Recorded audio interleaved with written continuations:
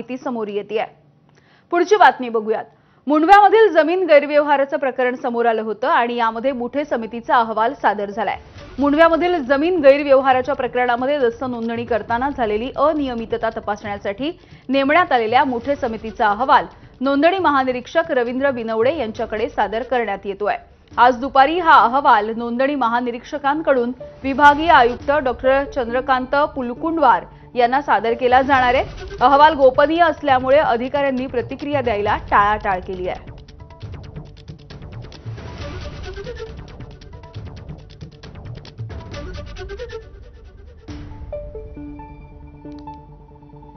तर मुंडव्यामधील जमीन गैरव्यवहाराचं प्रकरण समोर आलेलं होतं। अर्थातच हा व्यवहार गाजला, कारण पार्थ पवार यांचं नाव सातत्याने यामध्ये समोर आलं आणि यामधील गैरव्यवहारांची चौकशी करण्यासाठी मुठे समितीची स्थापना करण्यात आलेली होती आणि या समितीने माहिती घेतल्याच्या नंतर आता अहवाल देखील सादर केला जातोय।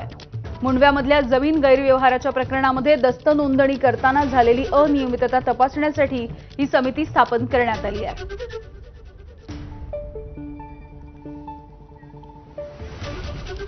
राज्यामधल्या अनेक भागांमध्ये सध्या बिबट्यांच्या